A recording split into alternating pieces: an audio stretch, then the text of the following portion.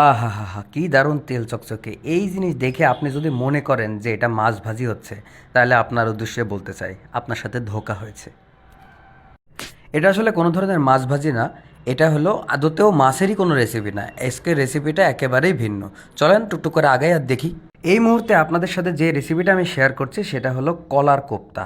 কলা মসুরের ডাল দিয়ে মিক্স একটা কোপ্তা রেসিপি। চলেন আস্তে আস্তে দেখি কিভাবে বানাতে হয়। প্রথমে এরকম লম্বা লম্বা কাঁচা কলা নিয়ে নিতে হবে এবং খোসা সহ দিয়ে দিতে হবে প্রেশার কুকারের ভিতরে। এনে যে খোসা সহ কেন দিতে হবে এটা কিন্তু আমাকে রাঁধুনি বলেনি, সো আমি আপনাদেরকে জানাতে পারছি না। আপনার জানা থাকলে কমেন্টে একটু জানায় দিবেন প্লিজ। প্রেশার কুকারের ঢাকনা লাগিয়ে দিয়ে সাইড করে দিয়ে সুন্দর মতন সিদ্ধ করার জন্য ছেড়ে দিয়ে এবার একটা পাত্র নিয়ে নিতে হবে। পাত্রের উপরে তেল টেল কিছু দিতে হবে না, দিয়ে দিতে হবে জিরে, জয়ত্রী, এলাচ, দারচিনি, লবঙ্গ, গোলমরিচ আর পাঁচফোড়ন দিয়ে সুন্দর করে শুকনো শুকনো করে ভেজে নিতে হবে। ভেজে ভেজে নিয়ে এক সাইডে সুন্দর করে রেখে দিতে হবে। এরপরে আগে থেকে ধুয়ে রাখা মসুরের ডালের ভিতরে দিয়ে দিতে হবে আস্ত রসুন, আস্ত আদা, আস্ত কাঁচামরিচ।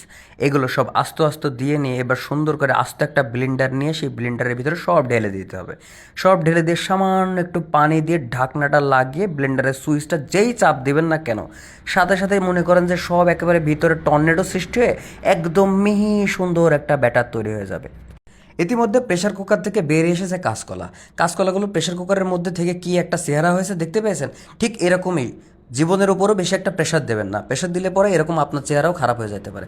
যাই হোক, এবার দেখেন কীরকম ভিতরে সুন্দর মতন এই যে সিদ্ধ হয়ে এসছে।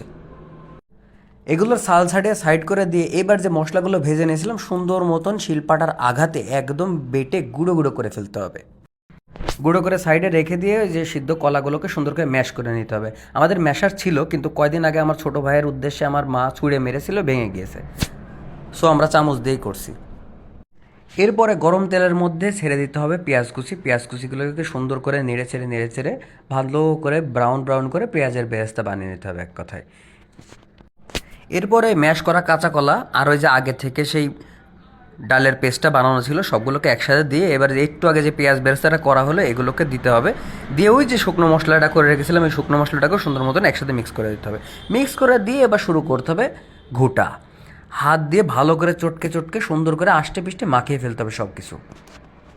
আর হ্যাঁ, যে পাউডার মতন যে জিনিসটা দিলাম এটা ছিল হচ্ছে বেসন। এটাতে যে মিক্সিংটা থাকবে এই মিক্সিংটাতে বাইন্ডিং ম্যাটেরিয়ালসের কাজ করে, অর্থাৎ এটা যাতে ছুটে না যায়, খুলে না যায় সেই দিকটা, এই জন্য এটা দেওয়া।